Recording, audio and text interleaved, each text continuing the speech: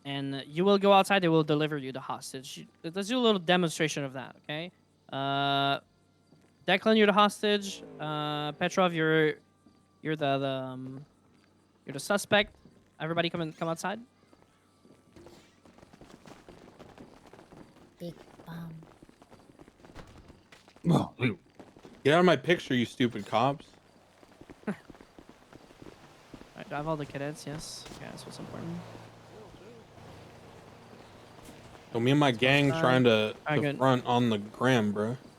Alright, so now I will tell basically, sir, yeah, I would like you please to get me the hostage to the right side when you get out, okay? To the right side when you get out. And then they will go ahead and leave me the hostage to this side. Always be ready for anything, okay? Always place yourself. Usually the suspect will tell the hostage, hey, go right now. And you will tell hostage this way, sir, this way, sir. And then they will usually walk behind you and you will point the car until they go. All right? That is how it's going to go. With the hostage, what you will do is what is very important, okay? That's what I do, but listen, you're going to get a lot of people that doesn't do it. But don't be the guy that don't do it.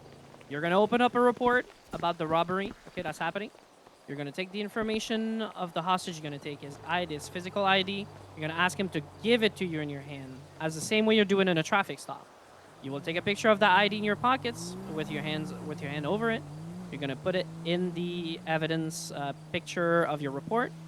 You're going to take the phone number of the hostage, and you're going to take their statement. It is very, very important to have the hostage statement in there, okay?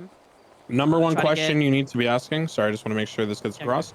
Number one question when you talk to a person who was taken hostage, can anyone guess what the question is and why it's important? Think about what we talked about in court.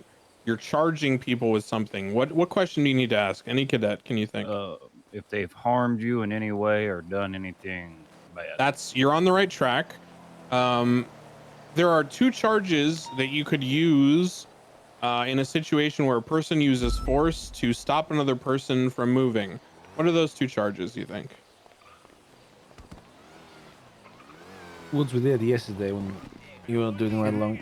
Kidnapping and false imprisonment? Correct. So unlawful imprisonment and kidnapping. So unlawful imprisonment is when you point a gun at someone and you say, don't move. For a walking cane. Anyone of you's got a walking cane? Any doctors? Yeah, my brother Thomas' leg isn't too good. Oh, these guys don't have eyebrows. I'm He just needs a gonna shoot him in walking the head. cane. Show him, Tommy. Show him your leg. Yeah, take a look at this. Okay, here it is. See? None of you got a walking cane? No. Why'd you got a gun now? Why'd you got pistols pointed at us? We're doing some training right now, I'm scared fellas. of you 'cause you don't How have y'all eyebrows. doing? Oh, pretty good. This car ain't stolen, by the way. We just we bought it like this. Understood. So it ain't stolen. You bought it like Well, this? sir, it ain't I stolen. will help you with the information you need. I will help you with the Okay. information you need, okay? That'd be good. Yep. So to get a walking stick, okay, you're gonna have to go to the hospital in the city. Do you know where that is? Yeah. Hospital. One of them city hospitals or one in Polita? No, we The gotta go one all in the the way down city. in the damn city. Unfortunately, they haven't opened up Sandy dang. Medical yet. It's Hey, fucking you sound bullshit. like us. Hey, you Polita boy as well? Yeah, that's right. I'm right from Polita. Oh, God. You tell you what, I hate these city slickers driving I around with them know. Lamborghinis. Fucking They keep driving around. 5G I sniffers. hate 'em. no. Okay, so you tell me I gotta go down to one damn city slicker doctors and ask for a walking cane. That's right. Yep. And they just give it to me, or do I gotta threaten them with a gun? What you know? Don't do that. What you should do? Oh, so don't threaten them with a gun. Ask What, for knife? Dr. Stacy. Crowbar? We got different stuff. Ask for Dr. Stacy. She's from up here. Dr. Stacy. Okay. Yep, that's right. Okay. Yep. So we don't have to shoot her. No, you just gotta ask. Just let her Oh, know you just where you're gotta from. ask. Yep. Okay. She's not even gonna make you All pay right. first. She's just gonna give it to you. Okay, I appreciate, sir. Appreciate your hospitality. I Yep. hope you guys do whatever you're welcome. doing. Anytime now. Okay, Have this a ain't good day, stolen, by good the way. sir. We bought it like Have a this. good We day. Right. I'm sure. I'm Yeah. sure. Hey, who All right, the fuck is that? who's in the is that Snoopy in the dog outfit? Who is that? Yeah, that's Snoopy. That's Snoopy. I'm assuming. All right, Snoopy, come be hostage. Petrov and I are gonna hold you up. we're gonna run a very basic scenario. So I want you guys to pretend that you're arriving on scene for the first time. I want let's go with pick a number. BK, you're gonna be the scene lead. You're gonna assign someone to document the car. You're gonna assign someone to take pictures of the suspects and the hostage takers and all that, and the victim. You're gonna be the one negotiating and then setting up a pursuit order. Okay. All right. So basically, So let's make sure you guys are assigned to the CVPIs ahead of time. So we'll have Cigarette in the Scout. We'll have Perkins and the Wayla in this CVPI right here. Hell yeah. And then we'll have Hungry and That's Boz right and Barky. here. Hell yeah, man. And then BK and then BK and Sybil, you'll be in the CVPI over there. Okay, so those will be your cars. In terms of the assignments, BK will decide all that if she's the primary on scene. Side here, Sybil. Yeah. Just to really finish real quick. So the primary on scene, okay, just real quick.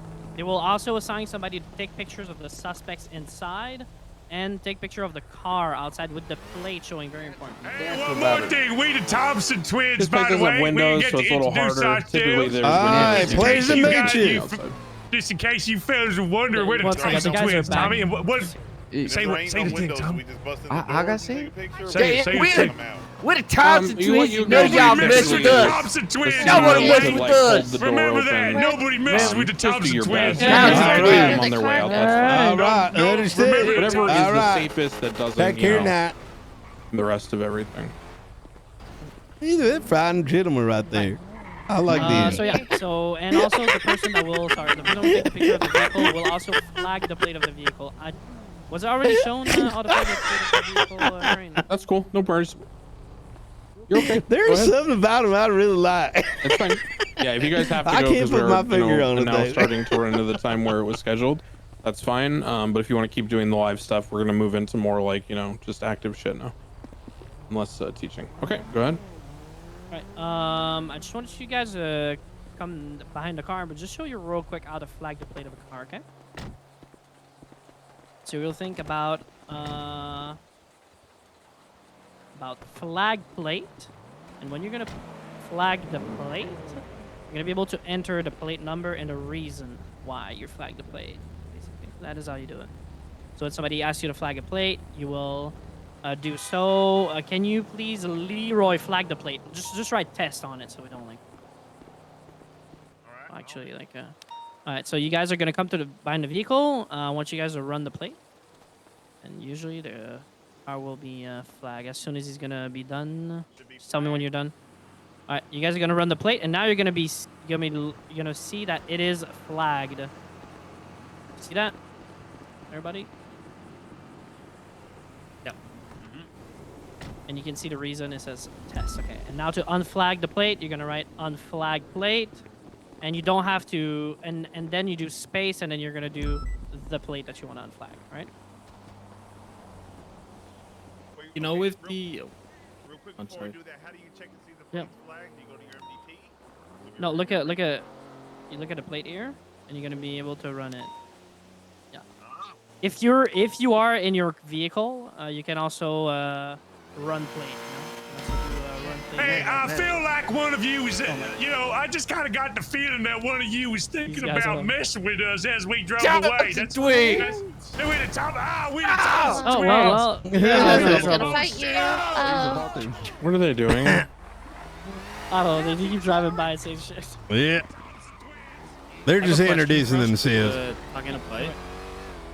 All When right. you put the reason, would you put just like so say it's like out of Fleeca? Would you just put Fleeca I bang? would put, or for would you example, put 1090 the 10 alpha, code? and I would put Yeah. what is the 1090 alpha. So it could be a Fleeca bank, it could be a cash exchange, it could be a laundromat, basically. Yeah. Would it, minimum- so that would mean they'd know it's a robbery and then where it is, right? Minimum information is the 10 code. Anything that makes that unique, such as 1090 laundromat, 1090 Fleeca, 1090 whatever. The specific location, and then maybe the date, so that if it stays flagged for too long, someone knows it's old. Okay. It does write the date already when you flag it at the bottom. Okay. All right. Can you unflag this, Leroy? I showed it. Oh, it's already done. Good job. So yeah, the second way you can run a plate is if you're in your car, you slash run plate space, you write it. Sorry, we're running late, so I'm trying to go faster. All right, you guys can go ahead and run the scenario now. Okay. I'm gonna tell you guys this from here on out. The only people that are gonna assist you in this scenario are gonna be Bison and Perkins. Every other single FTO is either going to observe and be hands off, or they are going to be criminals acting against you. Okay, to start with, it'll just be myself and Petrov in one car, and you guys will need to work together to sort of subdue us. At some point, we'll crash intentionally and do some foot bail stuff. But once we regroup, I'm gonna add more people in, interference cars, pickups, all that kind of stuff. So just get used to being what you have. Okay, go ahead. Are we correcting things, or are we just? You should be what would be like a scene lead, right? Okay. So ride with somebody. Imagine you're FTOing a couple people in a car, and try to guide them through the scene, but let them, do active roles and all that. You want us to actually stay back with the hostage to grab a statement this time around, or just go with the chase? Just go with the chase. All right.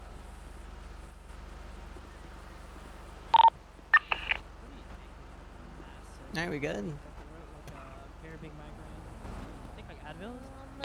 We good to go? I usually take Ready on this end. Yo, what is that shit out there, bruh? It's in Canada. We can't really have that.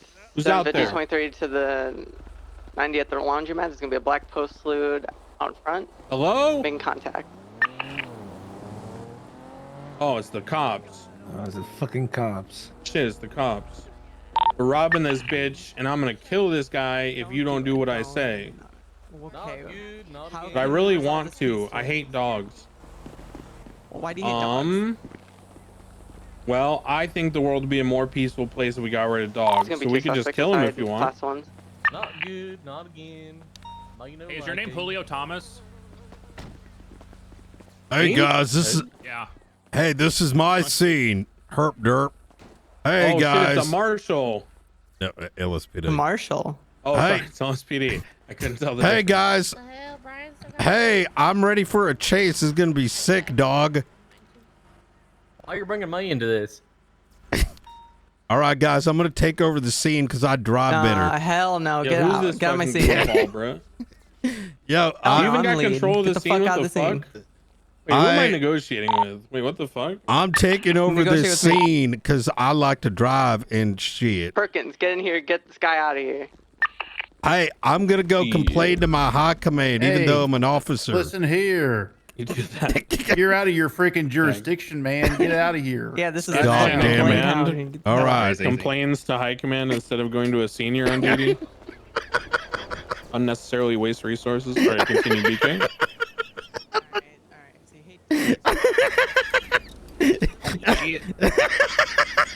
Yo, simple, bro. We just want our hold on. Yo, this shit's simple, bro. We just trying to take the money and leave. You know what I'm saying? I'm not trying to shoot anyone. I'm not gonna fucking shoot the cops. All right, that sounds good. What do you want negotiation wise?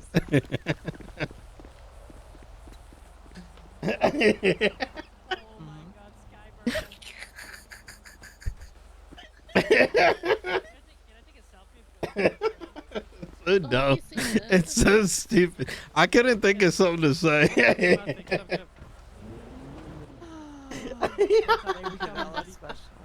I'll relay this outside. Give me 1 moment, okay?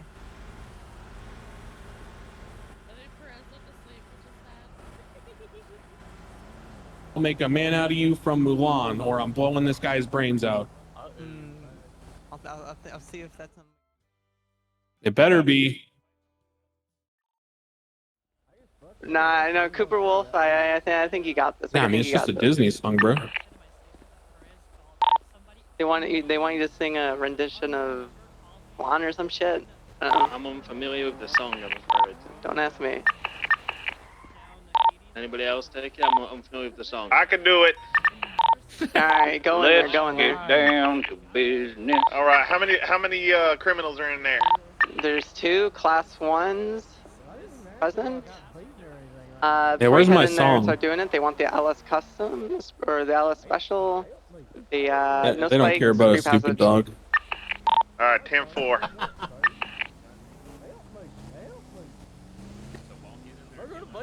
All right, who's How singing? you doing? I'm singing. All right, let's go. You mind if I send up a camera so I can audition? I'm trying to get to Vinewood. Yeah, that's fine. All right. Let me just set this up right here real quick. Right quick.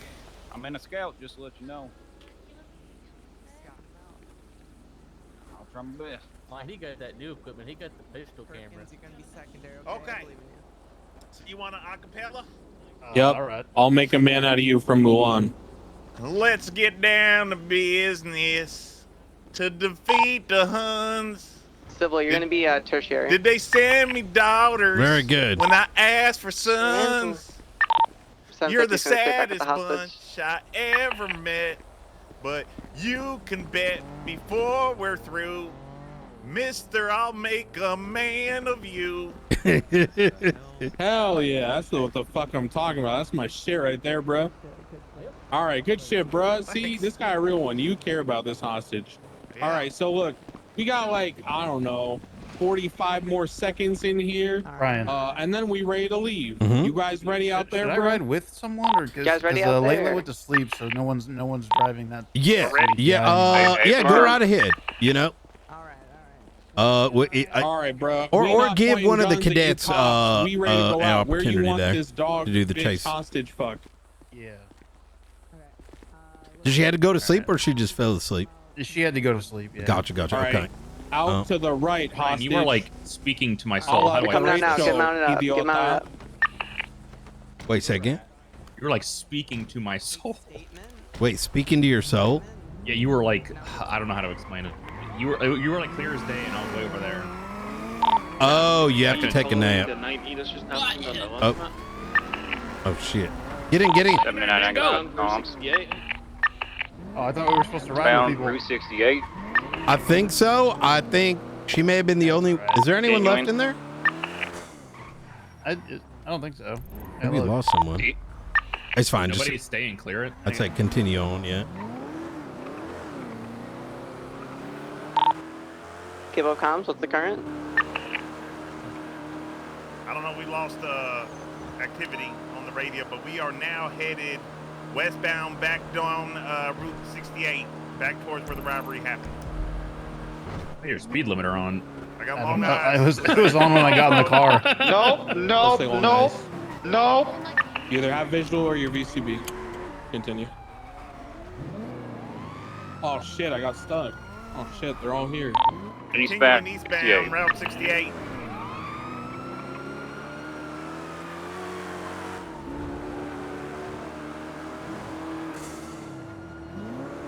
Still eastbound, Route 68, about to cross the intersection by the motel. Continuing eastbound, Route 68, passing Dollar Pills.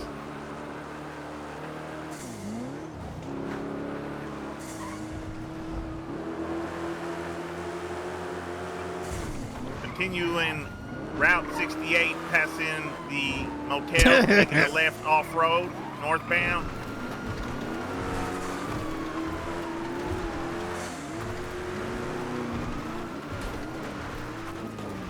Is it just me or like nobody's sirens on? Continuing off-road, headed towards the airfield. I think Can't tell like if it's like a me thing or not. no. I think there's like I think when you heard me before, it was maybe over Discordia. I don't know. No, But- right now you sound like you're on Discord. Wait, really? Yeah, that's why I'm so confused. Oh, Hey, I need a I don't nap. know. Yeah, I think that's what it is. Headed westbound on airfield. I get the 4th units to start paralleling. Pretty firm.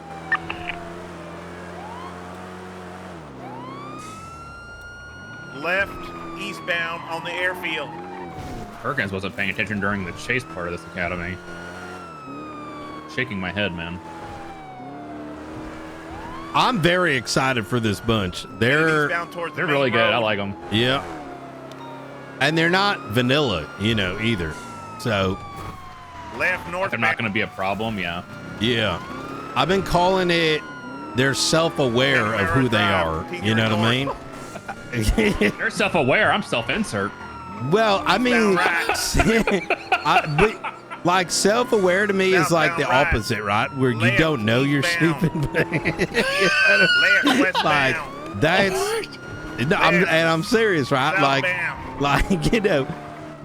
Just so you know, I know y'all know you're stupid. That's okay. No, like self-aware of, like you know, like they, Let's take a left, eastbound, northbound, continuing Panama Drive. they can dial it back, you know, to be who they are here, you know? They know how to flip the switch. Exactly that. Westbound. They're heading towards wartime. Did you try mumbling, by the way? Take a mumble pill? Oh, no, hang on. Got him. He's going to be right next to the pool of water. He's heading up. Did it work? I can't tell. Left. Maybe. Hello? Marina Drive. Sound fine now. We'll see what happens. South Joshua.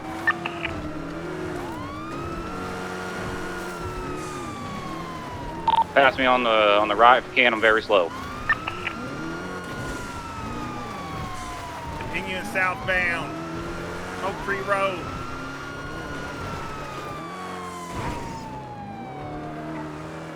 Making a left eastbound, passing over the overpass of the highway. Continue down Route 68.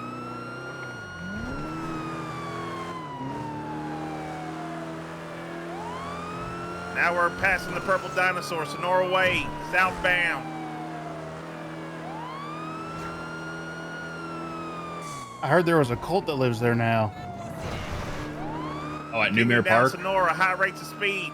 Southbound. Yeah, that's what Bjorn told me. Oh shit, the Yeah, cars those are the clones. On foot, on foot. Suspect clean on foot. Who's staying mobile? 799 Canton Woods, mobile. Suspects continuing north, southbound in the forest. Currently VCB. Coming back towards the vehicle that's just crashed out, the 50. Northbound. He's right at the vehicle now where they Oh crashed my out. God, they're doing good. He's getting back in the vehicle. Vehicle is not out. Vehicle is not out. For now, we'll just continue what we're doing. West up the hill. I'll get us in. We're gonna, once we do the next one, we'll sign off duty and we'll get the other thing.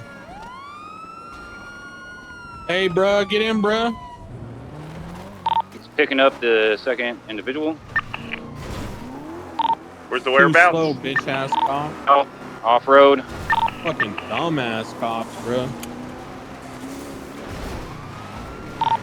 North Sonora Way, 50. Continuing northbound Sonora Way. Dumb as hell, bro. Alternating travel, continuing northbound Sonora Way. Out on foot. Oh shit. Passing by Get in the Purple car. Dinosaur, continuing northbound Sonora Way. How the fuck are their comms so decent?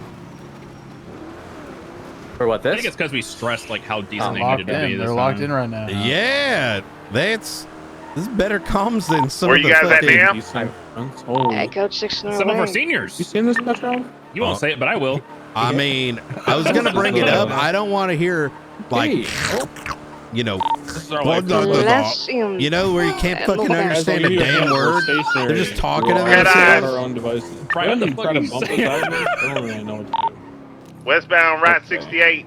Well, this car may just explode. Oh shit! What is going on? It's there we volatile. go. Oh. Oh, here we go. Fucking European witchcraft. What was that? You heard me. Go, go, go, Continuing go. westbound Route 16. At Manitoba, continuing westbound Panama Drive. Oh my God! Getting into the left, Good CVPI. lesson. I didn't Make realize sure how you guys shit are these were. Keeping track of Yeah, the car on a bailout. Don't just let them really get back bad. into the same car. Like it drives, but like Continuing on the airfield. Left. this one might not be off-road. have upgrades. Maybe that's what's up. Eastbound. Yeah, I don't know. It sort of turns like a boat. Or like, I don't like the way it turns. Continuing eastbound, passing by the entrance of the Sandy Hangar. Left, Panoa Drive, northbound.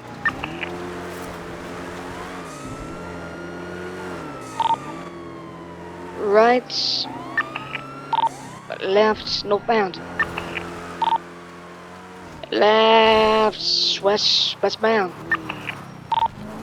Left, eastbound. Left again onto the off-road northbound. I'm taking my guy to the Right. TV. He's about to pass out. All right. Yep. And northbound. Left, southbound, westbound, left again. Southbound, Panoa Drive, left. Vera, you want to do Eastbound. comms so she can drive?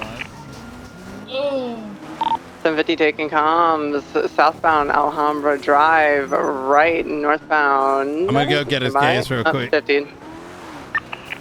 Left passing the hotel, westbound, left into the parking lot of the hotel, VCB. Likely traveling southbound. Have visual traveling Is this a northbound, Marshall? North Joshua Road. Correction, eastbound. Is that you, Luca? Is that you, Luca? Yeah. You got a free seat in there.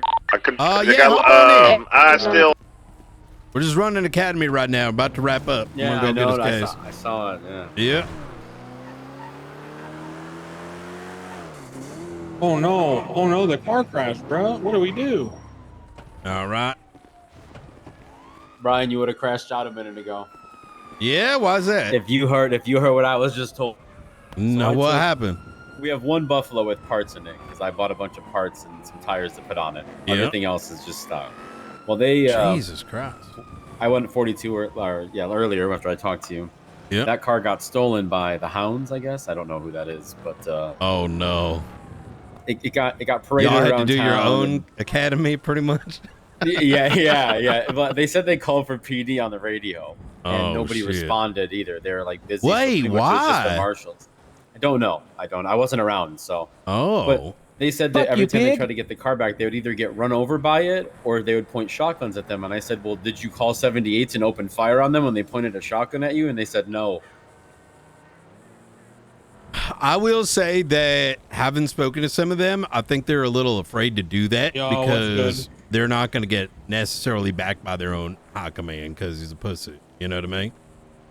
But I would agree. Like they get held up, we should be coming right on through. You know what I So mean? one thing to learn When they have one this of is a our learning vehicles moment. and they point a shotgun at me, I'm going When to a criminal is in a car or a motorcycle or a boat, 100%. That's just what it is. theoretically you can jump on with them Yeah. and point a gun at their back of their head. But as Can't you're let a people cop, point guns at the criminal any law knows that you enforcement, don't period. have. I Oh, don't yeah. understand. Oh. Maybe we Doing a really piece are of more property. lost than I even figured. So you're bluffing at that So point. they're just and you're pointing escalating shotguns the at him? both of which are bad. That's what I was just told. So typically don't do Holy that. That's fuck. a common thing that cadets do. Wait, did they no, shoot You know, at it's least? not your problem for doing it. No. It's natural, but just be careful about that one. They just backed It also off. is really bad because when you do that and you're You're not prepared treated. to shoot them, what are you now? Jesus.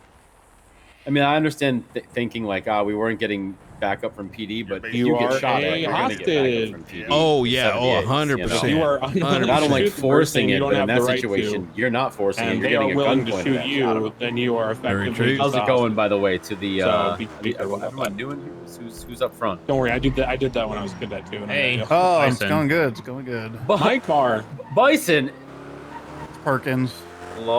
Perkins, Hey, bro. long time no see, fellas. How's it been? Hey. Loving life. Why are you a marshal now? Were you just? I could have sworn No, I just saw that you were on duty as LSPD like 2 days ago. No, what are you talking about? No. Smoking something? I'm not doing anything. I'm not doing shit. I'm not doing Marshals shit. Director, he's not Bruh, director anymore. Craig you got in the Berry. way, bro. Yeah. He shot me an email and flew me in for an interview and stuff. Get out of the I've been car, a marshal bruh. Since I don't know, what, 4 or 5 months? Not that long. And I wasn't I'll be very right active back. the last Well, month or hang, two. hang tight, hang tight. wait, We're on wait. we're on VR right now with audio. You Just can't for hear. your You see that? advice, if you have a 95 and somebody's trying to steal them, the procedure is to You already pull out did. You your already did. baton Don't and take beat me them. again. Are you Up a little spamming? Are bit. you Right, he spamming? Are you got spamming? Satan and he's solo. You see that?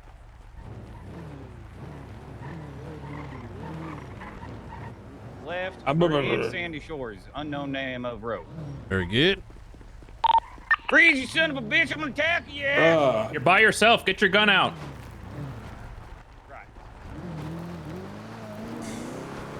Dumbass cops. Right, they loaded one of the Hey, 95s that's Spanish. traveling eastbound Joshua Road and Don't worry, heading bro. towards I got this. Ellis Freeway.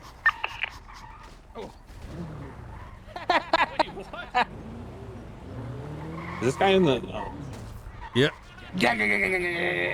One taser, one gun when chasing. Oh my god. Little this. Stop your running. This is the sheriff's office. Now I've I warned can you. do Now I don't yourself have to and stuff for your again. passing by YouTube. Hey. Oh. Hands behind your back. Are you trying to pull a car out here? Are you kidding me? I got your oh shit. PBS is authorized on the I black got posted. Going for spikes. Hands behind your back. I can do a southbound North Freeway. Oh.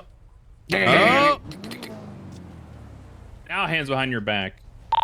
Up then the driver continuing southbound North Freeway merged onto the San Freeway. 195. Oh shit! Suspect in cuffs. Gentlemen, remember this is armed robbery. Keep your guard up. Find a good location just in case you start getting blapped. Right? Can we get a cruiser over here to transport the suspect? Northbound. Eastbound, Push, bro. Leroy, he's bleeding really Okay, bad. this is good. Is he? Yeah, he's bleeding real Oh bad. shit. Drive out of the 707, car. move back. You always right here want on this curve. you want one person looking over the 95, right? Well, the other two are covering that officer, right? What? I'm not doing shit, bro. So you're bleeding profusely. I want to make sure you don't fall to your back. You mind having a seat? Can we get a 77 for our 95? We are in the shared parking lot behind the gas station. You tackled me like 100 times. Aspect of this cabs I'm one about to to pass the fuck out. back up and I want to come I'm down about to the pass the fuck off-road at North Los Angeles Freeway.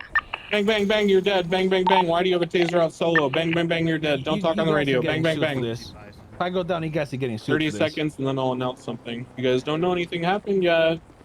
I can't see where the bleeding's coming from. 9, 10, 11, 12, 13, 14, 15, 16, 17, 18, 19, 20, 23, 4, 5, 26, 27, 28. Beep, beep, beep, beep, beep, beep, beep, beep, beep. Your cop friend just got shot. Oh my god, your cop friend just got shot. They're down off the road at the interchange by Palomino Freeway and Sonora Freeway. They're dead. Oh my god, they got shot. They were alone. Why was no one with them? Why Somebody did they have call a taser EMS out? Beep, quick. beep, beep, beep, beep. Oh shit, I found the bleeding. Okay, well, we're out. She's dead. Let's reset. Yeah. All We're right. gonna regroup and we'll reset and we'll do that again. So that's a lesson learned about what we talked about on foot bails. If you are solo, never, ever, ever, ever have a taser. They will just pull a gun and shoot you. Where do you want to reset it? Yeah. Let's use the, where are you guys at? The gas station, old broken one. Oh, by Sandy? The Sandy airfield?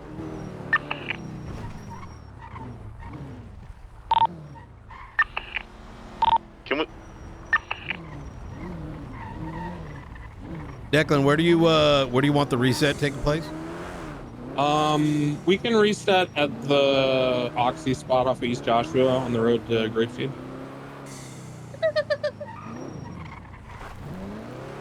The classic Oxy spot. I actually don't know what that is. Yeah, I don't have Really? a crim. Oh, It's where the fuck, car okay, went you know, out. Where okay. the car That's crazy. Okay, well, it's been like that since 3.0, guys. So, it's the turnoff to Seaview. That's the part where Seaview and East Joshua intersect, the part where you turn left to go north into Grapeseed along the Almacy. Where you used to cut through the bush under these pillars. Yeah, Uncuff me, bruh. yeah, I got you.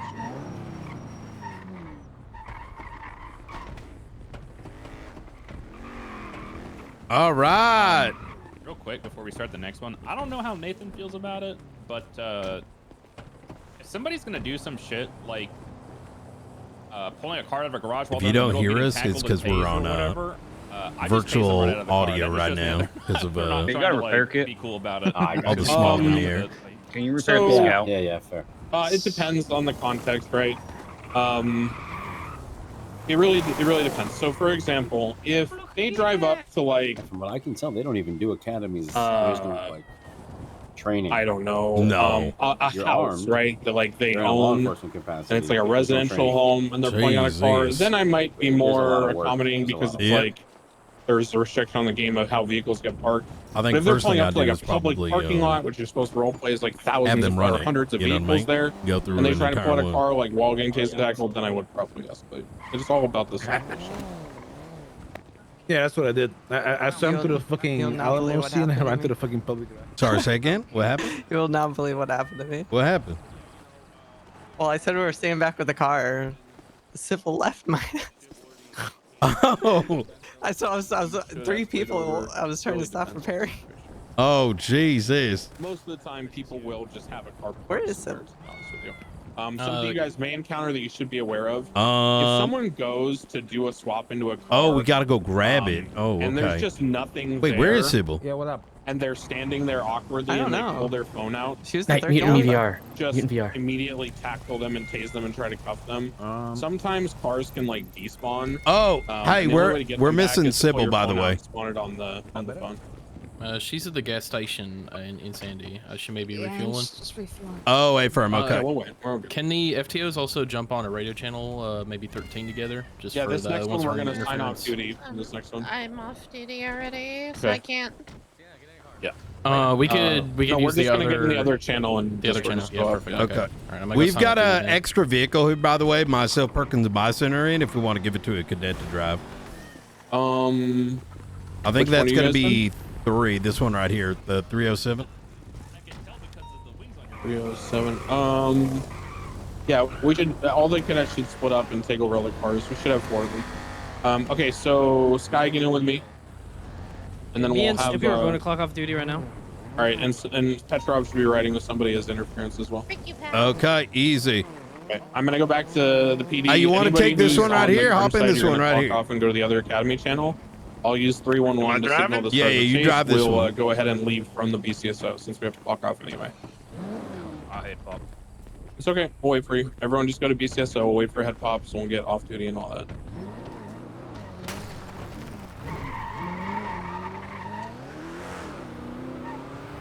Okay. We this is day 2. I think we did like 6 hours yesterday, 6 today. Covered all the general basics. You know what I mean? So I can't imagine not doing any. You know, I just can't. yeah, I think that's a mistake. You know what I mean? Every place is different. You know what I mean? I think this kind of sets the tone and the vibe. You know? Yeah, agreed. I don't care who goes where. I don't know. I don't care. I'm gonna fuck off because I just realized it's fucking 6:30 in the morning. Yeah, I was gonna say, what the fuck time is it for you? Holy You have a good night. Thank you for coming on Thank you by. for sticking around, buddy. Appreciate you all. And when you guys done, just scuff and pound the postal, I guess. 100%. Yeah, I'm just gonna Alright. get gas in this car and then we'll take off from the gas station. We'll see you later, Ella. Thank you, buddy. Good luck, guys, with the academy. You guys are See killing ya. it. Thank you, Petrov. We're going to get these cars loaded up and then we'll split off. Okay, so I'm gonna go to the other channel, which is gonna be the quote-unquote crims. Thank aka you the for FTOs. calling mobile tech support. All calls are recorded for training purposes. Please state your name first and say the password that was given to you, Benjat.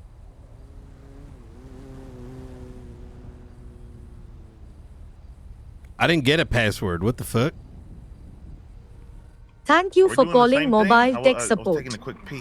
All calls are recorded for training purposes. Please state your name first and say the password that was given to you, Benjat.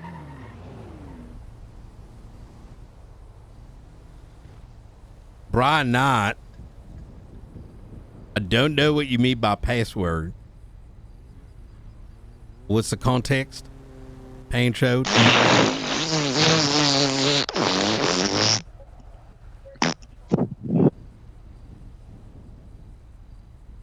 they're ready. And when they start, we're just gonna act like The hell was offside on that? them from a robbery, but we regain dice, and then it's just gonna be an entire chase. Okay, in city though.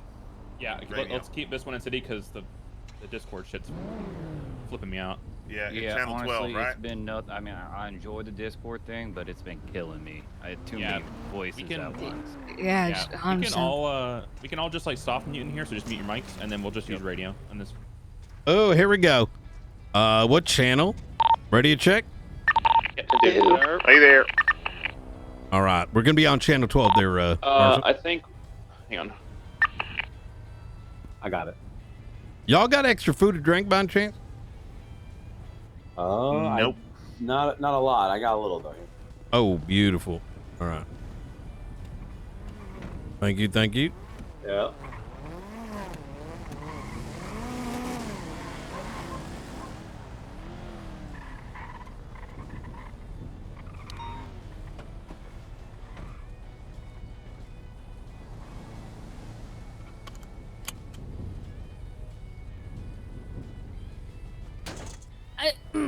Let it out. Sybil, I ain't the damn car, okay? It is okay. It's. Yes.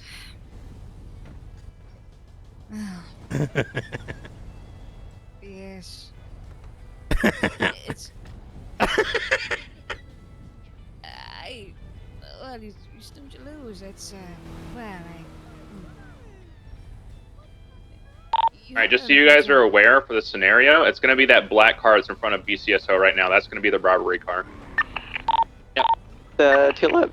I don't know what the hell that shit is. I guess so. It's a souped-up tulip, I guess. The black muscle car or the black two-door we were chasing earlier? The black muscle car you were chasing earlier, yeah, the two-door. Okay. Oh, okay, the gauntlet. Okay. I don't know what that is. Puzzle. Are we all back from our potty breaks? Are we all good? I'm ready. Is everybody else ready? I'm running down the road right now. Roger. Oh, word, hang on. What's the SOP say about double Glocks, one for each hand? You know, that's not a bad idea, but you can't aim well unless you use both hands. That's true. One to point, the other to keep it steady. Alright, is everybody good? Everybody doubled up and shit?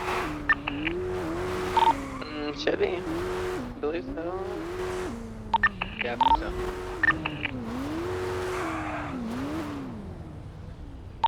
Everyone have fuel. 10-4.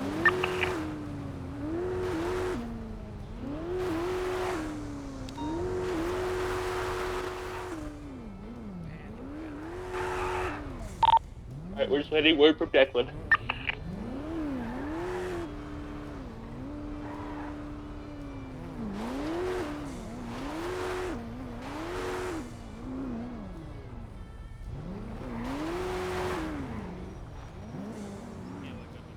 Coming on you. 707 in active 80 with a black and colored two-door postoid, occupied 2 times, heading eastbound Alhambra Drive. Westbound, correction, sorry. Southbound Panamara Drive. 799, got yours. Come southbound Panorama Drive. Passing the toll.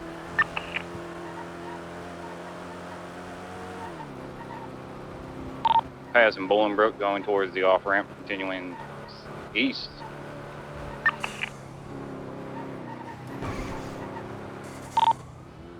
Say be careful on the passing Bolingbrook. Make sure you call a Cardinal first because that could be like north or south on Los Santos Freeway too. Yep. South, Sonora, just past Purple Dino. There you go. Okay. That's a big one right there. Longer road, the more important it is to note like landmarks that you're upcoming or just passing. South, passing Warehouse.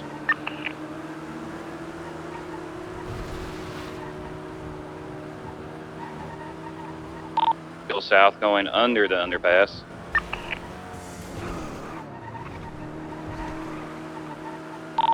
Um, 707 taking comms, continuing southbound down Palomino Highway, passing the gas station. This is wild that their comms are already this good. Genuinely. Continuing southbound, passing the news building adjacent.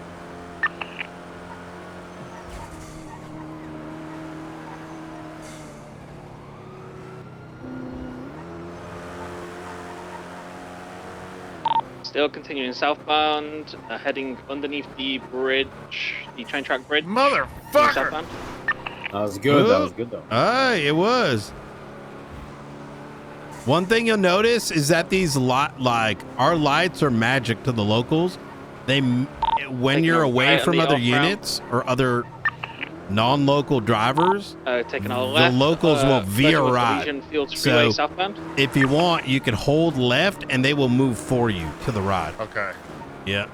It's kind of shit. Coming off the freeway. Want our lights to change because I hate it, but gotta live with that for now. Continuing southbound, off-road. This is where you want to parallel. Good. Southbound, off-road. Think of it like playing zone defense. Where are they going? Vehicle 50. Let me get ahead of them. Still mobile. Roger that.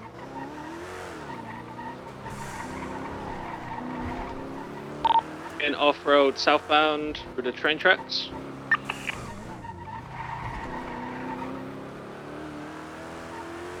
Continuing through the train tracks southbound. Good.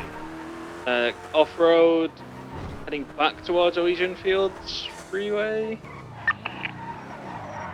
U-turn, northbound. Wait, this guy's actually doing good parallel. What the fuck? Very good.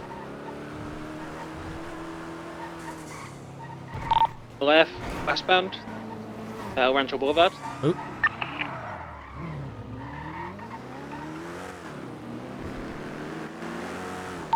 Continuing over the bridge, westbound.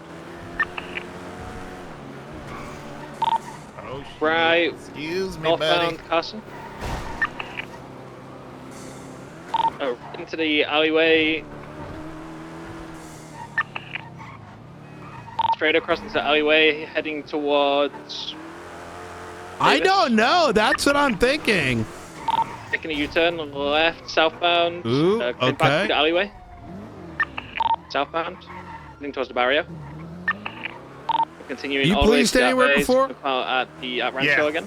I could continuing tell. all the way Okay. through to Dos I was London. like, the fuck do you learn how to parallel so well? You know what I mean? Taking a right, Dodge London. Very good. Always playing zone defense. You know what I mean? That's right. Got that linebacker mentality.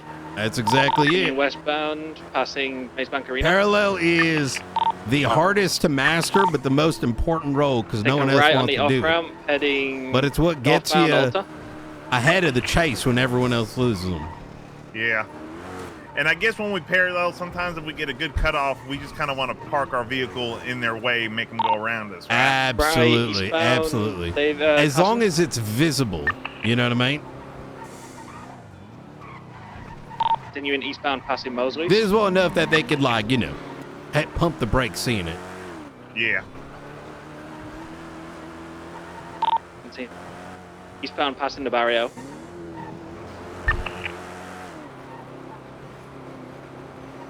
It's actually exceptional parallel. Chat. Left off-road into the canals. We got some fucking solid hires. Jason Oh, to okay, yeah, this guy's been around the block. Out of the canals, 10:15 to a tree. This guy's been around I got the eyes block. here. We're still in the canals. Okay. Continuing Okay. northbound. Riding up the canals here west, going under the bridge. Purple grass leaves trying to get involved, and they've been warned if they continue, they'll be pitted. Headed northbound on Little Bighorn, left, westbound, passing the hospital. We're gonna break off and connect to this interference vehicle, purple SUV. We're continuing off-road on the side of the freeway, headed westbound on opposite lanes of traffic, heading onto the freeway. Taking the up ramp, opposite lanes, Olympic. I'm airborne! VCB, call VCB. Do they take the jump or do they continue? Oh, he ejected. continued. He ejected. We're gonna have 13 Bravo here, off Calais. Let's go ahead and prioritize that. Yep. Did he go all the way? Yeah. Y'all see him down there? Just like the old. Yeah, I got him. Oh. Somebody let Crane know that we're gonna have to put a pause for a second. They're up a channel, right? Hey, we got a 13 Bravo here back on Calais. Can I do this? No, I can't. Actually, you gotta take the ramp over there. Yeah. Let's see if I can. Shit, I'm gonna seatbelt. Oh well. Oh. Okay. All right.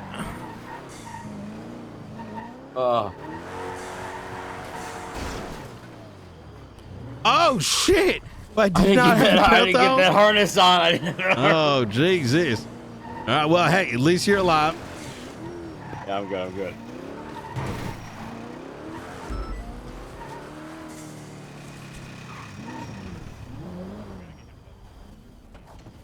All right.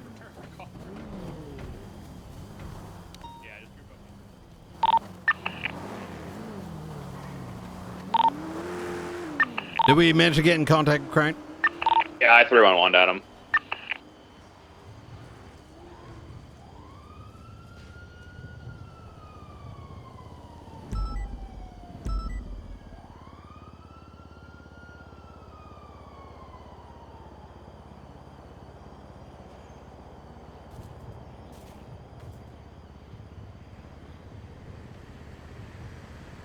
On the way over to the hospital, just drop me at the clothing store and I'll run over. You sure? Okay. Yeah. I'll run back over. All right. I'll blend in a little bit more. Oh, understandable. Okay. Let me see. Where are they? Where are we meeting at? A hospital. Over. Okay.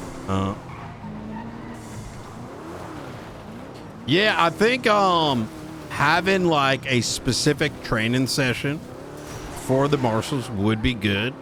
And mostly, and I'm sure some have some training, right? But getting accustomed to how the rest of the PD operates is so important.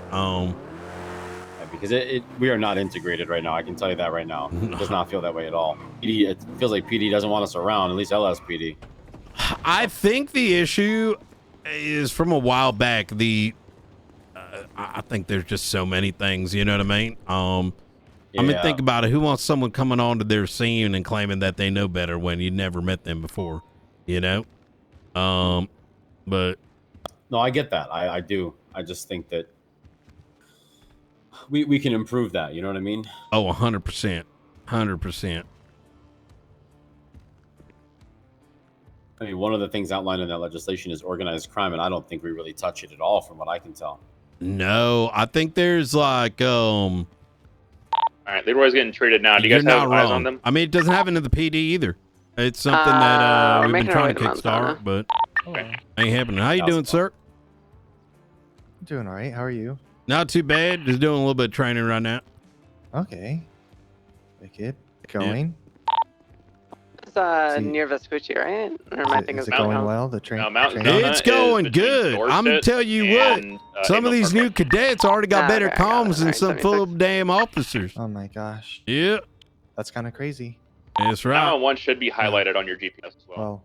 Well, good luck. It's like a faint red Don't kick anybody. There's a Unless lot they of deserve red it. circles. Well, No, it's a very- absolutely it's like a very not. light, All right, like sir. You have a good day. The opacity is like very, Oh, yeah, it's like gotcha. salmon pink. It's not like a hard red like the reds of SMR. Okay.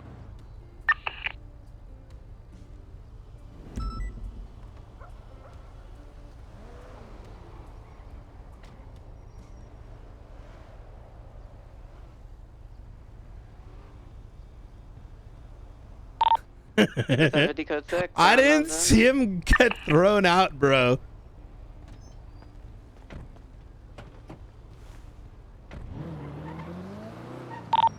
$799 plus 1, code 6. Oh my God, we have them. Eyes on the background visuals right here. Oh, here we go. All right.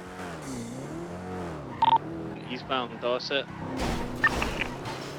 Eastbound Dorset. Be advised, I think we have interference behind. Heading off road. Heading. Oh, he's messed up the jump. Oh, he's on Del Perro. Suspect ejected. The driver ejected. But Bailey's trying to get back in the car. We just got ran over, and there's another 13 Bravo. Multiple interference vehicles. We got one on foot. Running east.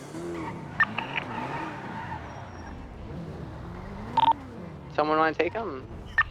Just get him on his feet. Just get him on his feet.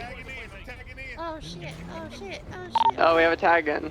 Hey, Leroy, take the car back. Come on. Oh, where you at, Cat? Right over here. Okay, get my car back. Black car is still going to continue east.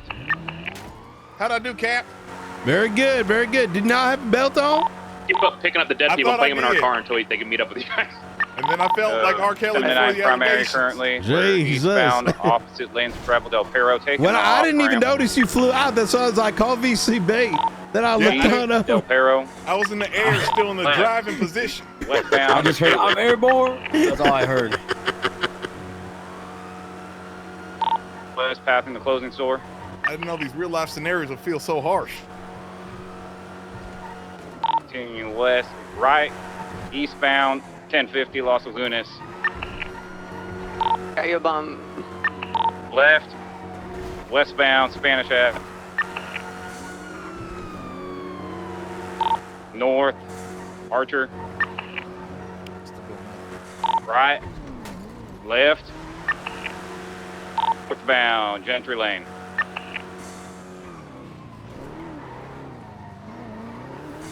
Left, westbound off-road behind the building. It's a parking garage. Road, continuing south. An uphill. He's not going to be able to make it. Don't push him up there.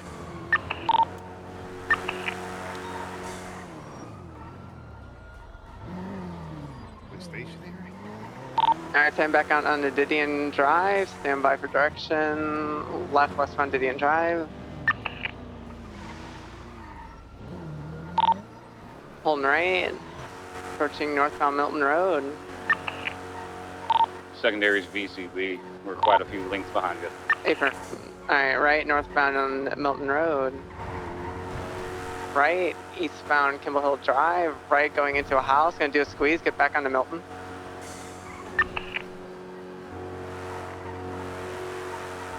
Get down there. Should see him.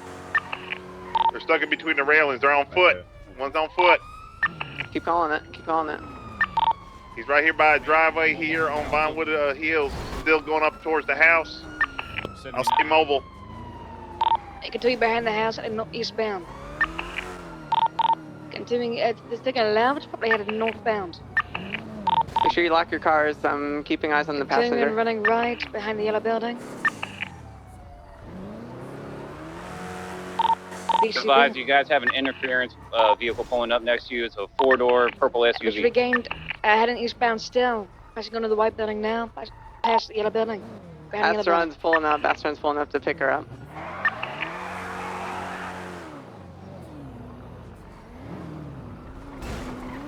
They got into the blue Astron traveling southbound Milton. Oh, Let me get a pickup. I'm right behind. Looks like they're heading towards you.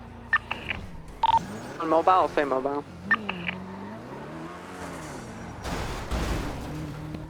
You said blue vehicle.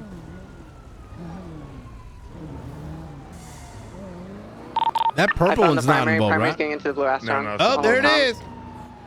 What a bunch Call of it in, call it in. Vehicles traveling Didion Drive. Oh, she's got it. Okay, good Yeah, shit. she's on it. U-turn westbound Didion. Coming Again, up to Milton. Purple four-door is interference. He's been warned if he interferes, he's PBSO, PBS authorized on that. Traveling northbound Milton Road, left, westbound, Picture Perfect Drive.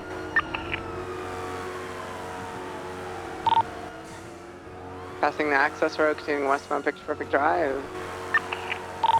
Braking right, northbound, southbound Milton. This be continuing northbound.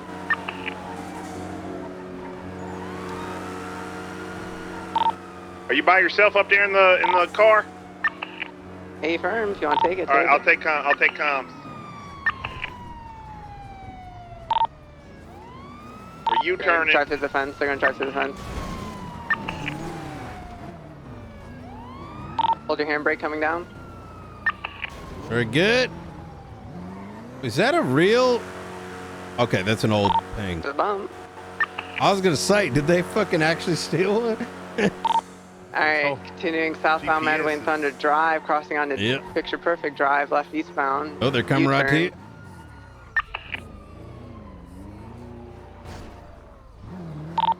Continuing westbound Picture Perfect Drive.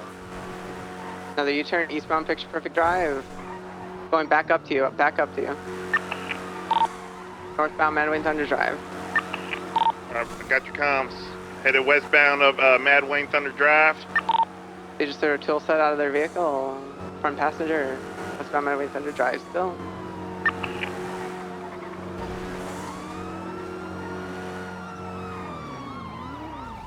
Oh, block that entrance right there. Inbox. Good shit.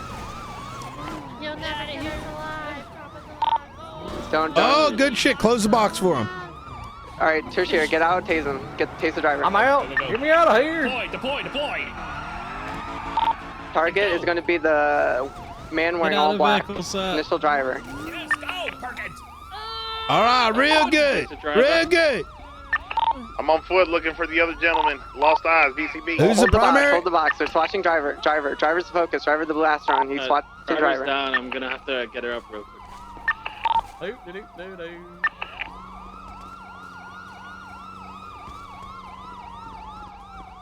Oh my God, what the fuck? I'll keep busy on the dog gate while you deal with that. Keep talking for a minute. Alright, one of the suspects been helped back up. He's getting on foot. That's the target. On the roof of the Astron. Aye, firm. We got eyes on the dog? Aye, firm. I'll keep eyes on him. I'm by myself, but I should be fine. I'm right behind you. All right.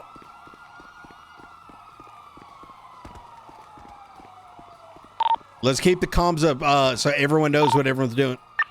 We're still on foot, eastbound, in between the houses. Turn down a small street, white house with a palm tree. Let's hold the R comms so that they can get the primary target comms out.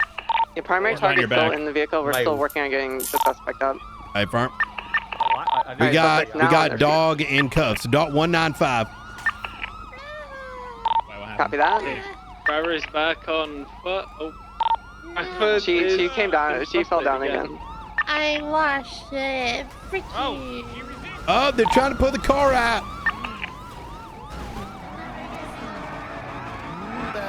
Stop that. Don't make me pull you out of that vehicle. Oh. Hold the box. Cross that cab and grab you. Box is going to be broken here in a Don't worry sec. about Frost. Don't worry about Frost. Tase the driver. Tase the driver. 195. Watch out so you didn't get run over. Oh, I did that. Oh, it was my...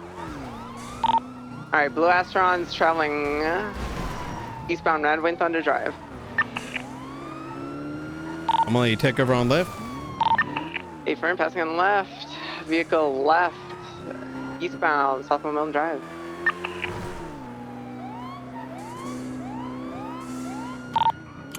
Civil's down. In what way, Alpha or Bravo? Pedestrian hit him. We have 3 suspects. Where's the 4th? He's going to be in the blue vehicle. Oh! In the blue car? Oh, he took off. Okay. Firm. VC be on the blue Astron. Blue Astron's going to be continuing westbound back towards the road. Now northbound off road. He's slowly heading back to where those 9.5s are. And guys, if he's slowly coming back here, what's something you can do to prevent him from getting through here? Spike. Blue vehicle flip. Blue vehicle flipped in the back of a house here, just north of Milton. I see him. I'm gonna keep lethal on him. I'm gonna take Sybil to the hospital. He's gonna be on foot. They have 195 in the vehicle. Don't take her anywhere. Stay on scene. 195 in the purple vehicle. He's left. I got mine. I'm holding I got eyes on the purple vehicle. That's on the other 95. Eastbound Mad Wayne. There we go. Bunny ears, right? Southbound. Is that bunny ears? Bunny ears is primary. Bunny ears primary. Keep comms on the primary.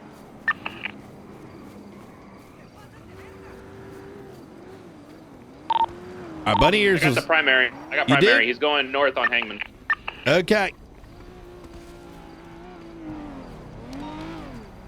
Feel free, like, when we got multiple foot pursuits, feel free to, like, you know, call them by description, you know? I got Bunny Hangman going back towards the original scene. All right. North on Hangman, okay. Oh, shit. He's trying to fucking rob the thing. Let him know on radio. Try to steal the police vehicle. All right. Take off from the fucking scene, you're gonna get shot.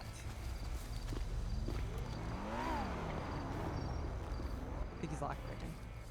He's not. He's lockpicking. He's lockpicking. Drag him out. Drag him out. Drag him out. Yeah. Fuck out. Hands behind your back again. I'll maintain lethal. Smoking cups. He's getting back in. He's getting back in. Nobody. Did you actually have these? I would have. All right, Bunny Man's running northbound, North Sheldon, holding right. Yeah. Bison, if that's you, get in, I'll leapfrog. Feel like I'm expecting it, yes. Let me try and stop this. I think my Getting to the back alley is going south. All right, I think he's going to head back down to where the blue Astron is. 750 wrapping around.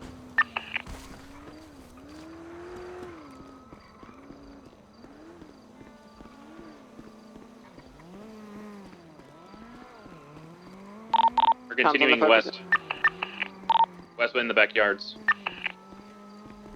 Oh, he's Down a dead. hill? He's dead. You guys are dead. Oh, y'all alive. Okay. Yeah, they're running back to Milton, kind of where they popped out of last time. Hey, firm. Warn him if he tries to tackle officers, he's going to get beat. We already tried, but he's running to the road. Whoever that CVPI just drove by. Yeah, I'm here.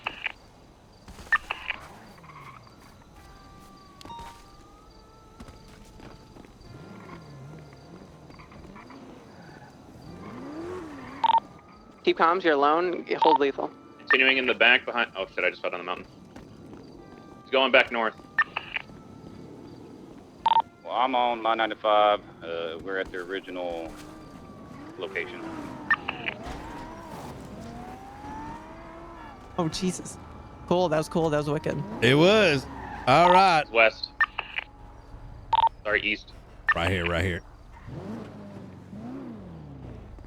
All right, you staying?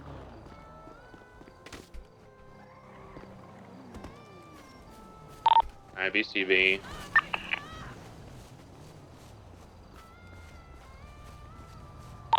He might have pulled a Yui here. I'll check east. CPI is out of commission. His suck is probably going to blow up.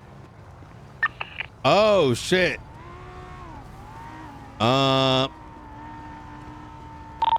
on the primary. Looks like it's gonna be VCB. Yep. Last seen just south of Milton Road by the garages.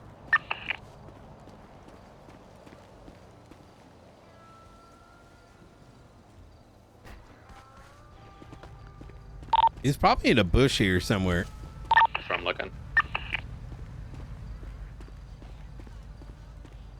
How y'all looking back on the primary site? Are y'all looking at with the 9.5s? You guys good? All right, we got to go back. I don't hear anything. They might be getting held up. I need a 77 for my 95. All right, firm. Yeah, we need you guys Aggressively listening to pulling up. comms because we Purple think you're getting held up if you don't aggressively answer. Purple aggressively pulling back up to the scene. Be prepared, units watching 95s. Lay down spikes. Let him know clearly, hey, if you try to grab one of these 95s, we will beat your ass. If he continues to do so after clear instruction, you are to beat him.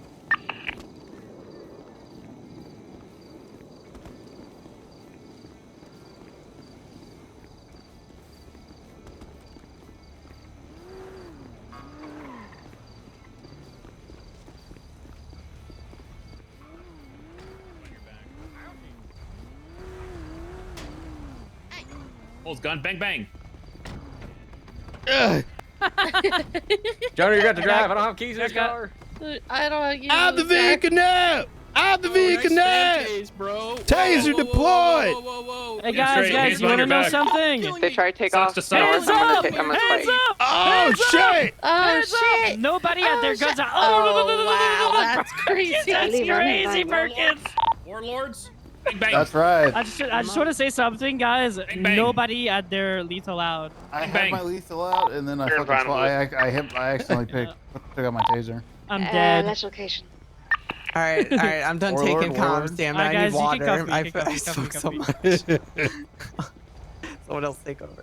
You guys can cuff me. You guys can cuff me. It's because I did the classic to Woods. I did the classic AI. I need to put some bandages on. I'm very hurt. I did the classic. Oh Jesus! That Wait, wasn't did me, y'all that get was held Cooper. up? How'd they get uncuffed? Wolf. Sorry, not Wolf Woods. told me to uncuff you. Oh, He literally told gotcha, me to gotcha. uncuff you because he was having issues with his head, and I was like, "Are you sure about this?"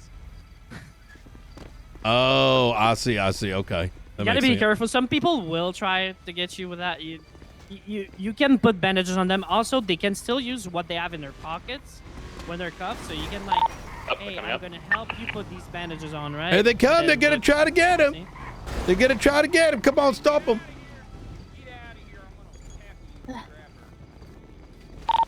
Okay, someone had their lethal out. I'm gonna spike the front. If they try to take Great off. work. Yeah, good shit. Ow, Bait him down. Great work. When we go for beating, only the clubs. Only take out the clubs, and then some people got lethal out. I got it. I don't see anything. Oh shit! There's another one. Oh no! Oh, she didn't. She's not washed.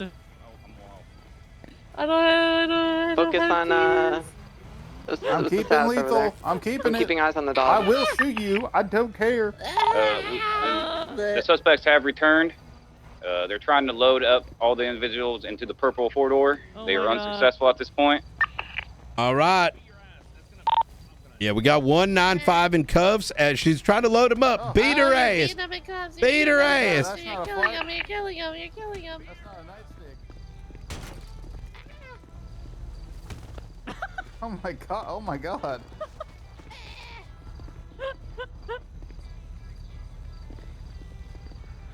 $195. Oh, okay. All right, we're gonna have 395s here at the original scene. Still got the primary suspect with black bunny ears still roaming about. Keep eyes open. Somebody grab her out of the car and pull them away from the car so they can't just be loaded up. Yep. Is this the last one? I believe so. Yep. Okay. The dog passed out, but I'm gonna get him back up. Hey, farm. So one thing to keep in mind, right, is like pulling out somebody out of the vehicle, like after the situation's like mildly code 4, like, you know, we got these guys, the vehicle's not going to be moving. At that point, you can safely remove the person. You don't want to be like, let's say 195 is like loaded up and the second's being loaded. You don't want to preemptively pull anyone out because you might be dragging them in front of a vehicle that might be moving. Does that kind of make sense?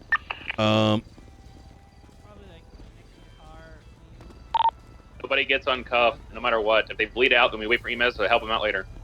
Yep. Okay. Classic cringe cops putting us in a triage location where we can't get picked up. Where's the fairness? This ain't the fucking LSPD, bitch. All right. So loud. Should have their legals out, by the way. Bro, I'm getting a refund. Get my glasses too, man. My goggles, man, that I like to wear. Are we still continuing, or is the scene basically over? So we either catch the bunny guy or he tries to break somebody out. He's awake, right? Now, what am I gonna do? The sun's gonna Yeah, he burn should my be. eyes. Okay, man. affirm.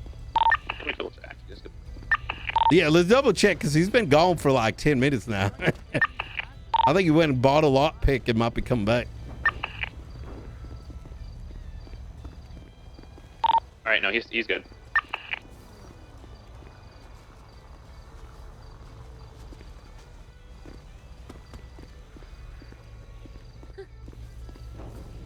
Alright, well, if no one has eyes on any of the other suspects, I have the dog currently running southbound behind a house.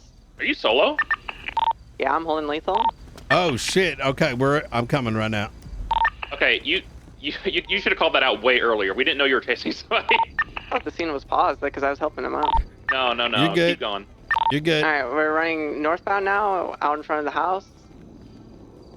My compass is not working for some reason. We're running back down towards the original scene, southbound.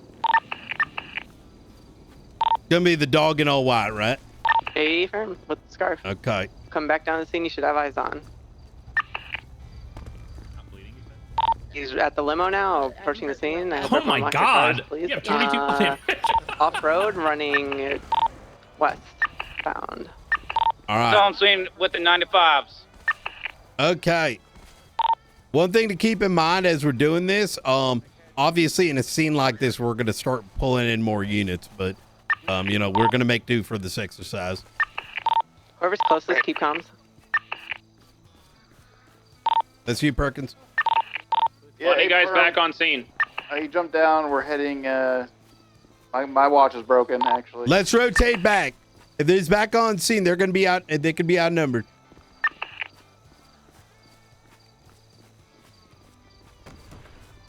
All right, looping back. Cadets, I just attached. Who's our primary suspect? Primary suspect was the bunny. He lost contact. Yeah, and he's at the fucking scene. Bunny's At the at scene, 95 scene. I'm coming. I'm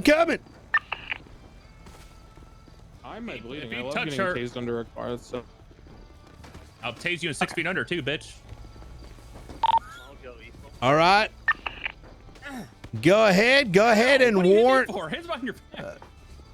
Get Okay. him. I swear to God, I'm gonna lose it. Get him.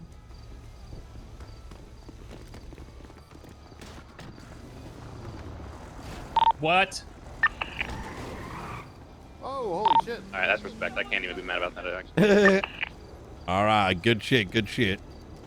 So this is a very. Ryan, what do you mean good shit? That's not good shit. No, that is good shit. Look, I'll explain. Yeah, you're good. You're good. Yeah. Okay. So here's the deal, right? I walked. We're gonna my watch be broke in the middle. we're of gonna be that. dealing with scenes with, the notorious, you know, savior boy syndrome, right? Which can go on for up to like over an hour and a half. It can get very frustrating. But the key thing here is, right, we want to make note of how many 95s we got on custody and how many individuals we got like on scene. If we start to get outnumbered, it's better to just play defensive instead of continuing to chase them down, because every time we chase them down, it's an opportunity that one of them might pull their gun and start blasting, you know? So, Leroy, you gun?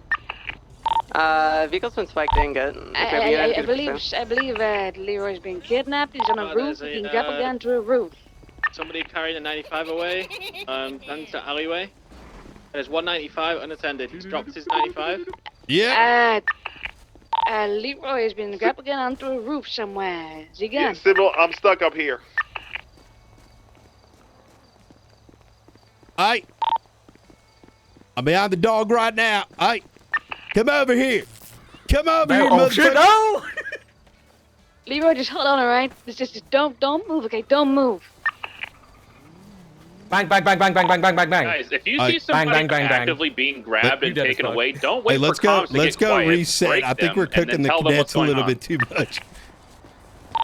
Bunny Ears is back. He's ramming these cars. He's going northbound. All right.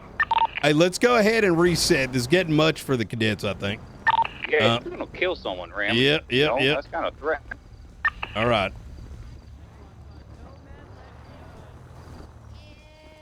Y'all slow. All right. Are we resetting?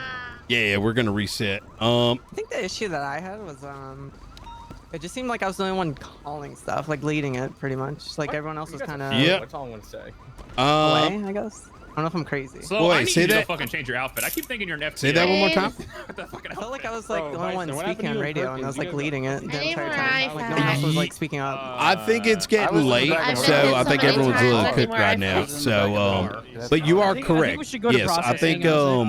when I went to go jump more Again, vocalizations Leroy, needed by everybody. But I'm gonna jump back in the you other did good. DR You did very good right there. Okay, I thought it was kind of crazy. I'm about it. No, you're good. Oh yeah, it is. Holy shit.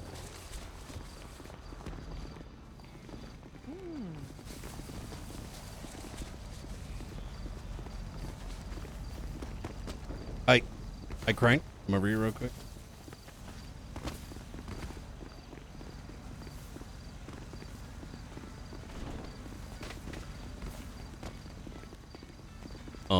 We should give him a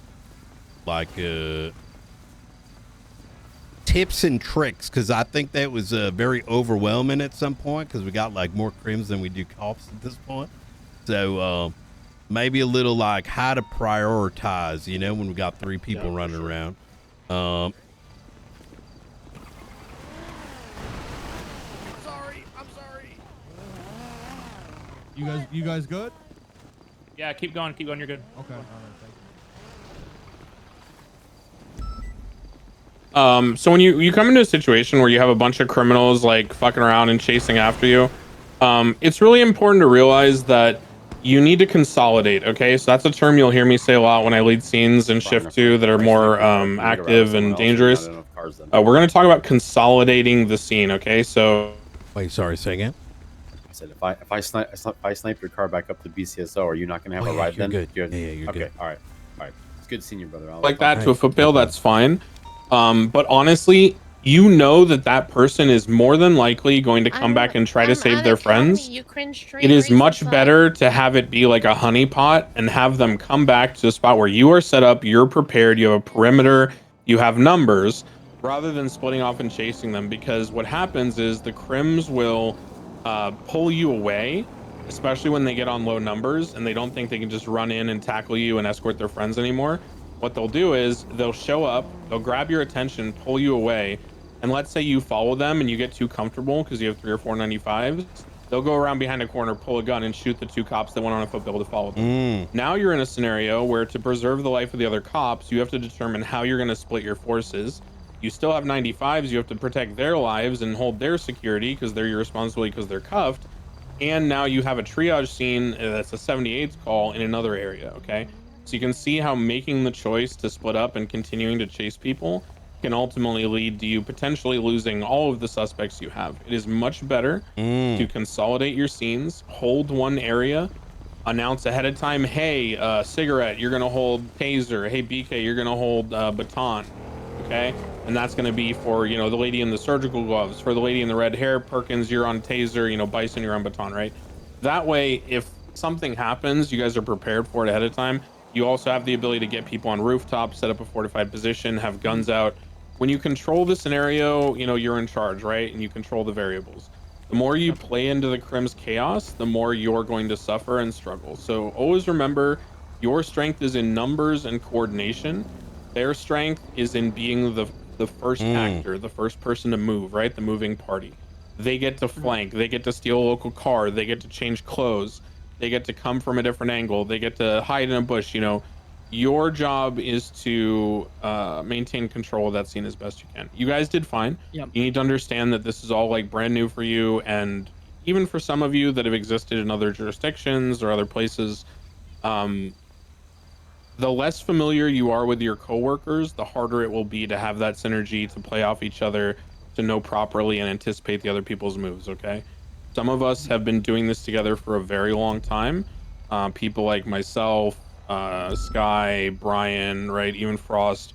A lot of us have been doing this for a long time together, so there's an easier shorthand to be had, and other people can kind of anticipate what we're thinking or what we're doing. Like I already know Brian's gonna go over there and murder that dog for being loud. Oh, See? Snoopy, stop screaming. What?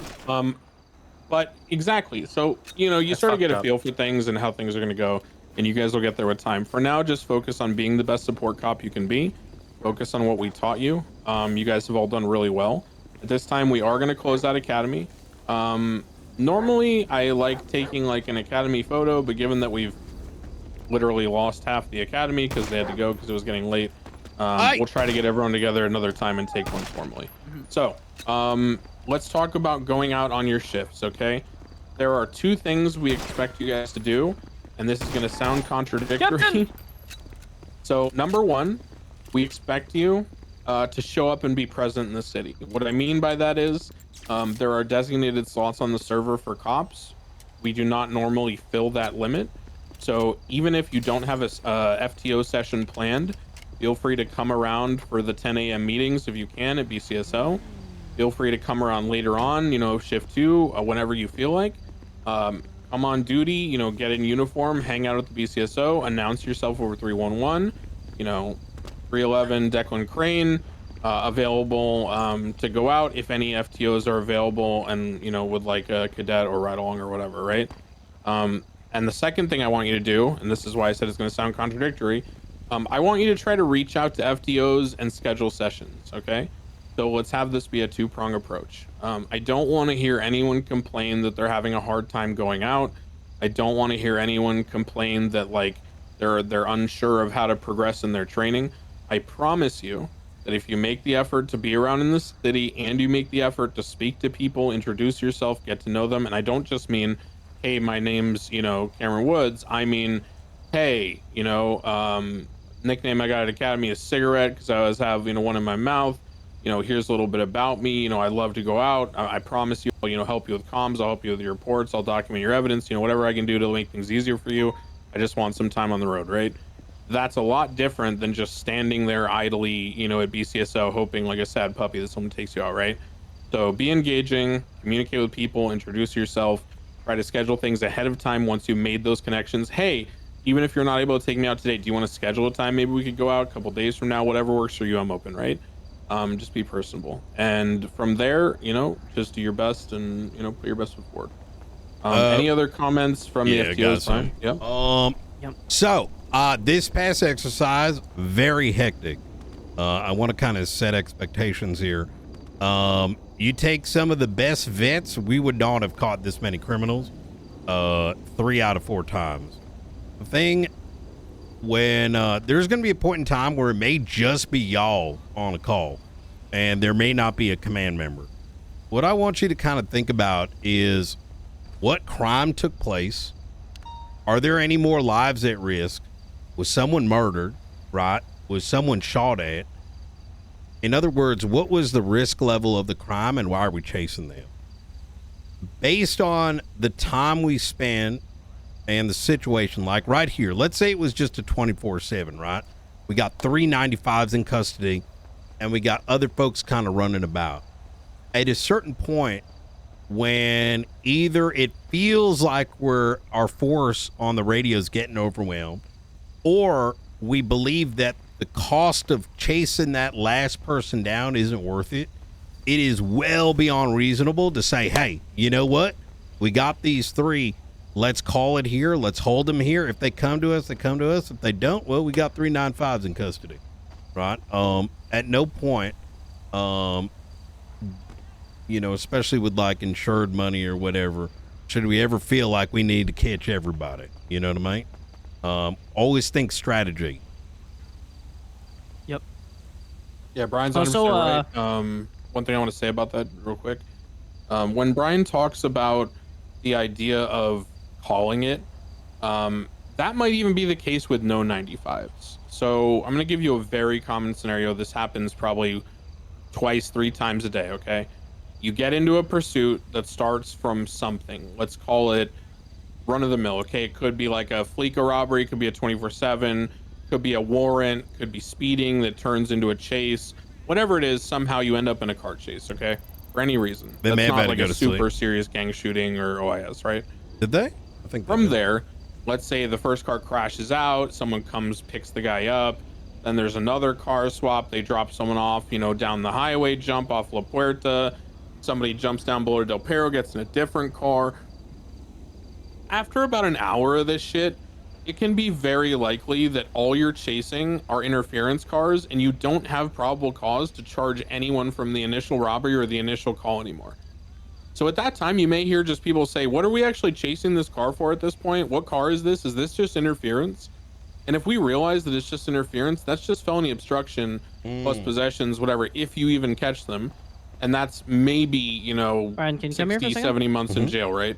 So just remember to sort of, like Knight said, prioritize Are we why you're promoting chasing these Bison people. here? If it gets down to the point where you're only chasing interference for a felony obstruction charge, we'll maybe talk you just about call that. off the pursuit. You say, we got a couple of cars impounded. I thought you You wanted know, to do it like at the same at this time. point, No, it's just no, no. not worth it, right? Okay. Because if they're leading you in opposite lanes of travel at 140 miles an hour, and the only thing you have on them is felony obstruction, you're putting the public and your lives at risk for what? It just doesn't make sense.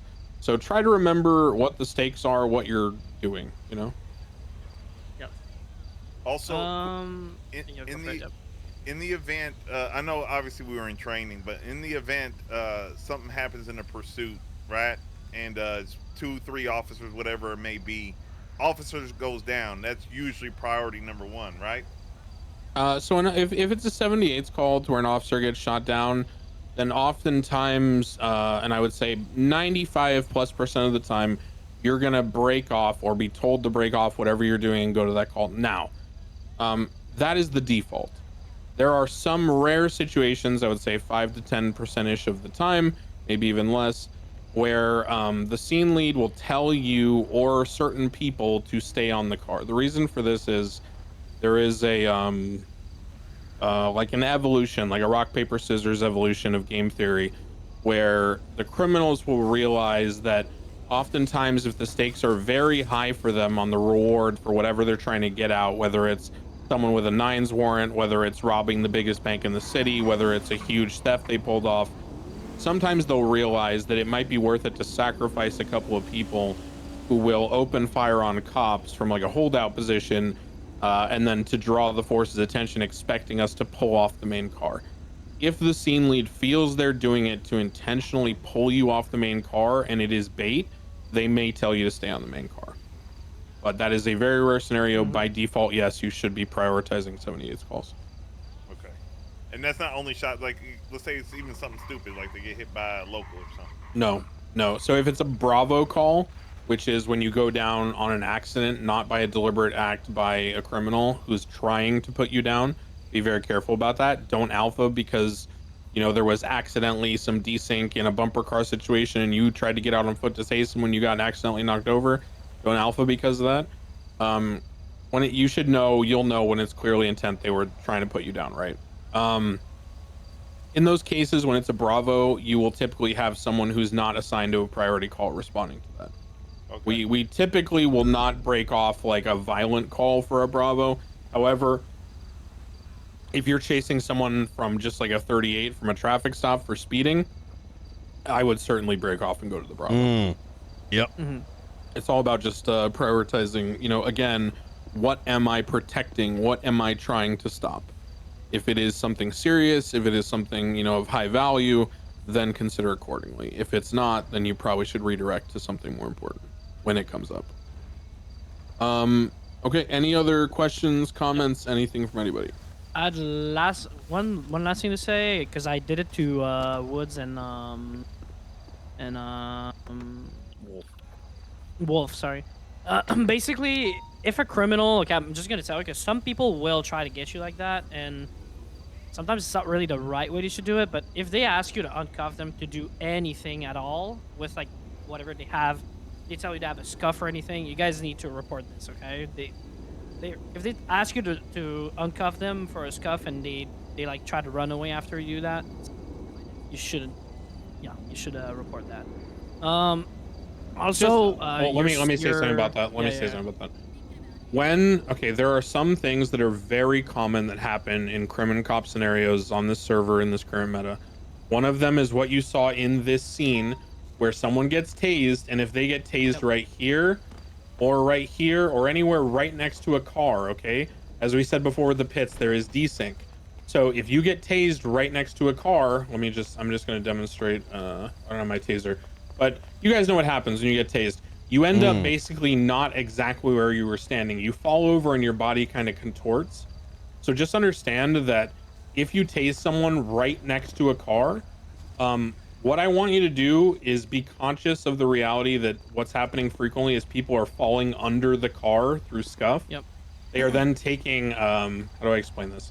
Okay, when someone punches you in the look at my stream. I want to explain this concept. When someone punches you in the face in the server, or they ram your car into a wall, the server has instances of damage. Okay, now desync can cause these instances to hit like 4 times in 1 second.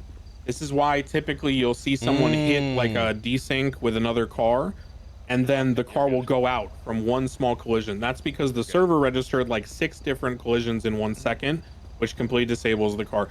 The same thing is happening with your body when you get tased under the car, is effectively the server is trying to rectify the idea of where your body is positionally versus the car, and the car is an object that crushes your body, so essentially you're just getting run over 6 times in a row.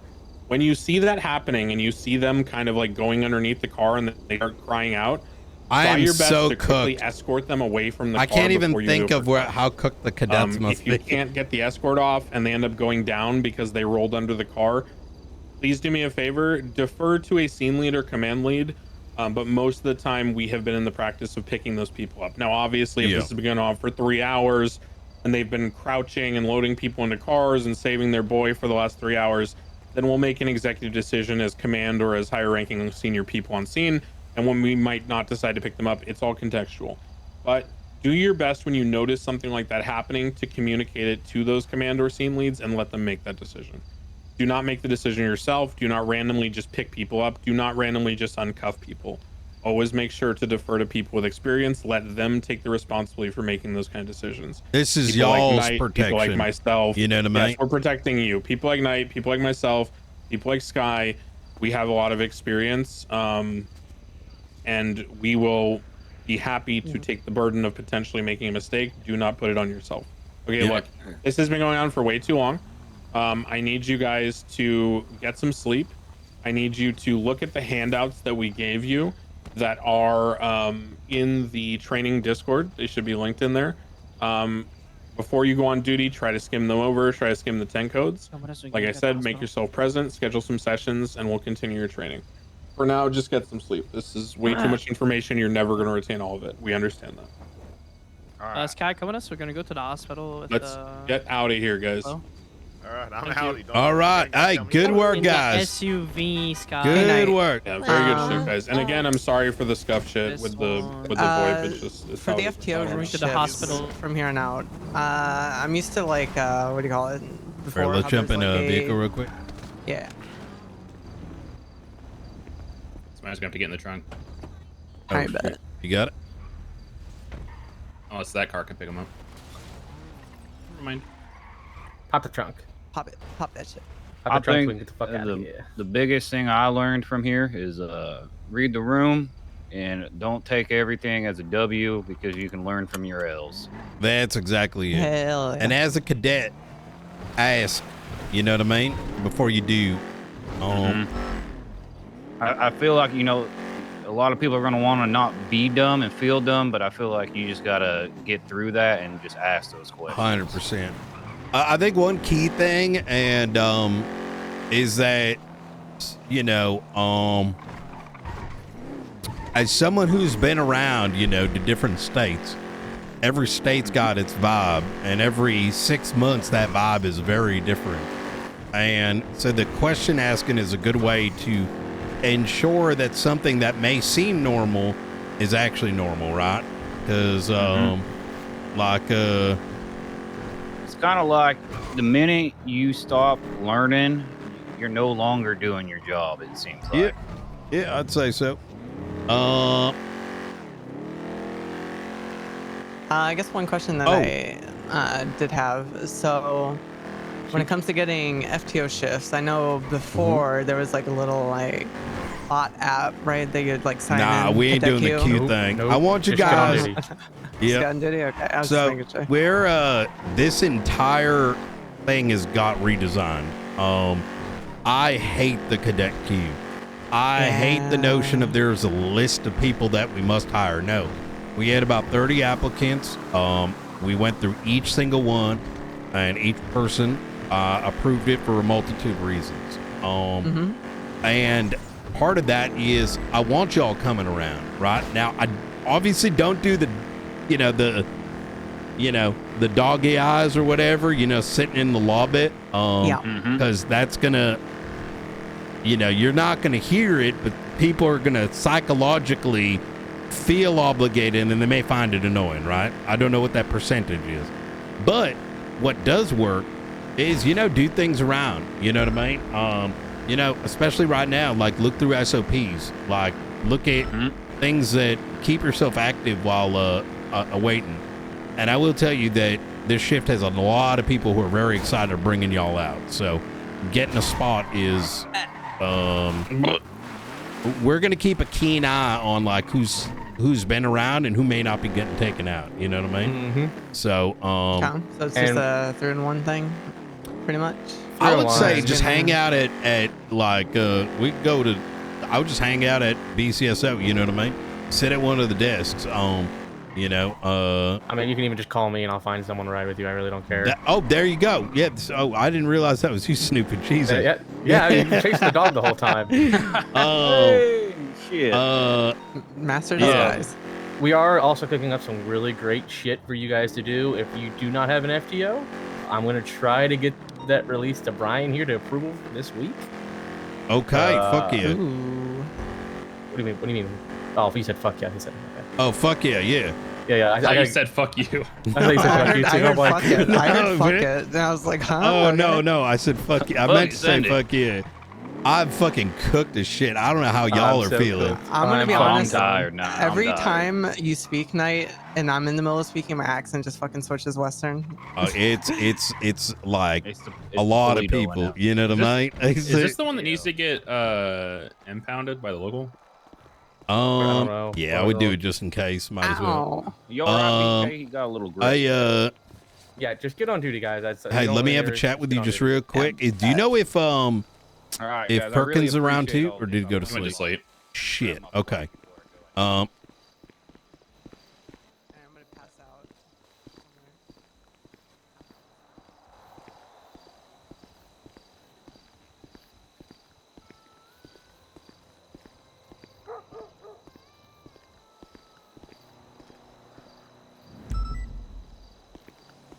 right.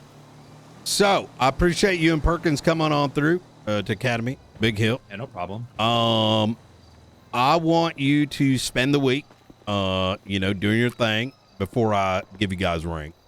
That's fine. Very simple reason. I'm going to tell the same thing to Perkins unless you see him first. It's not about what you're capable of. I want others to see how we're doing things. You know what I mean? And that's part of setting that standard. That's fine. We got Not bothered. Okay, good. I didn't figure you were, but I want to be transparent about what my plans were. So you're not wondering. Look, I'll tell you what. The only reason I want a promotion is so I can get a Class 2 cert. I don't give a shit otherwise. I would stay PPO the whole time if I had to. No, well, like I said, transparency. You know what I mean? I need my fucking gun, man. You had a question during the thing. I think I barely heard you. I said like, okay, that's good. I think I was in the middle of saying, all right, we need to stop this. I'm losing my mind. Because Crane had frost on his hood and drove off with her, and you're like, that's good. And I was like, that's good? I was like, what the hell? Oh, got you. I didn't know what you meant. I was like, what? No. Good night, guys. Thank you for your time. Now, I was trying to find a way to be like, all right, guys, let's wrap this shit up because I'm getting cooked just watching this. I've had a migraine for the past 3 hours. I'm like, I need to go to bed. Oh, man. All right. Well, you have a good night. You too.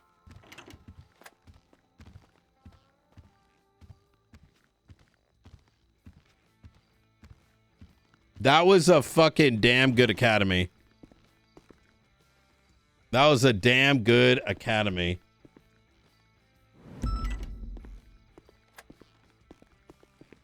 These, we have such a strong cadet class. We have a very, very strong cadet class.